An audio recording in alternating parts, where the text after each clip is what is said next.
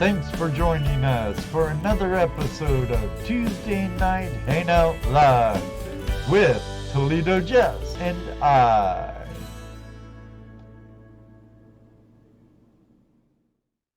Unless they're good questions. But before we get to them, let's welcome Kayla Johanson from Gold Rush Whitewater. Hello. We know it's a TV show, and we're here to talk about Kayla, not Gold Rush, because we know. I've done a lot of mining besides just TV mining. Well, I'm probably not. I mean, more than just TV mining, other things besides mining, right?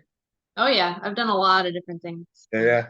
So, like we were talking earlier, what got you started in prospecting for gold? Or let me rephrase that. What got you started in treasure hunting? Maybe you didn't start prospecting for gold first. I don't know.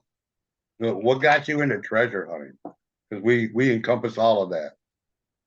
So I've always really had a fascination with just searching for things, and it didn't really matter what it was. I mean, I remember liking to look for things when I was a kid. And I think when I was about 8 or 9 years old, I was living in Nevada at the time. And I used to go explore old ghost towns and mine shafts with my dad.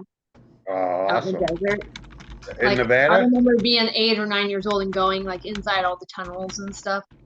And so we'd go in mine shafts and stuff, and I just thought it was the coolest thing ever. And it is. It is. Then I was living in California. I think I was about 17, and I used to go camping with my dad in the mountains all the time. And this was before they had banned dredging in California. So we'd go up to the San Gabriel Mountains, to the East Fork San Gabriel River, and go camping and stuff. Oh, and okay.